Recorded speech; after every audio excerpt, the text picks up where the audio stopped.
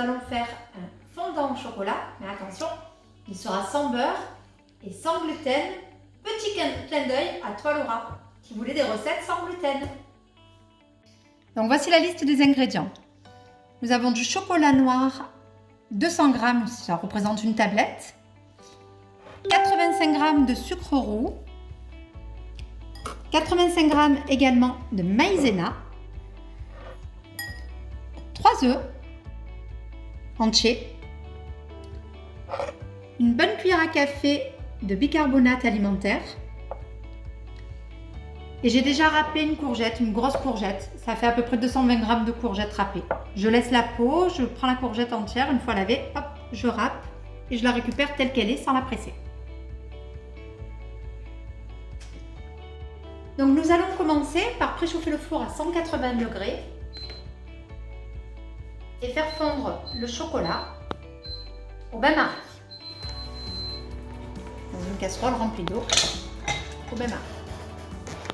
Pendant ce temps, je mets le sucre dans un récipient et je mélange mes 3 œufs avec.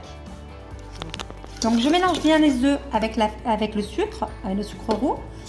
Je mets les œufs entiers parce qu'en fait le gâteau il va quand même gonfler grâce au bicarbonate alimentaire. Il n'est pas nécessaire de monter les blancs en neige. Le gâteau il gonflerait mais il redégonflerait aussitôt. Donc il n'y a pas d'intérêt. On gagne du temps pour un gâteau simple, bon et équilibré. Ajoutez la maïzena tamisée avec le bicarbonate alimentaire. Voilà. Petit à petit, voilà, j'incorpore bien la maïzena avec mon mélange sucre-œuf. Et j'en mets un petit peu partout au passage.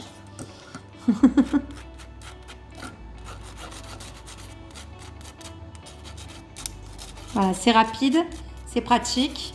Les enfants me demandent un gâteau au chocolat.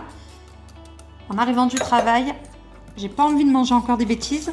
On abuse un peu trop ces derniers temps. On limite le beurre. Bon, il y a quand même le chocolat, hein, mais on est gourmand.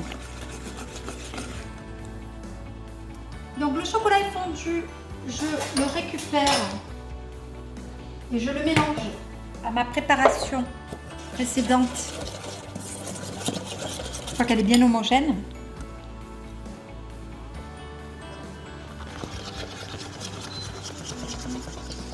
Donc, le chocolat est bien incorporé. Et là, je rajoute mon ingrédient indispensable à cette recette, la courgette râpée.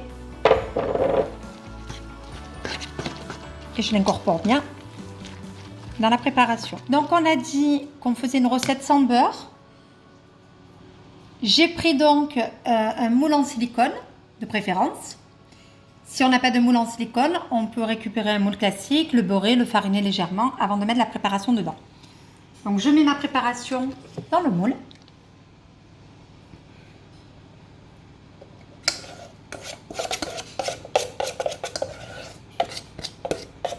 L'avantage, c'est qu'à ce stade, mon fils qui est en train de filmer n'est pas tenté de piquer dans la pâte comme il le ferait habituellement parce que il y a des morceaux de courgettes râpées.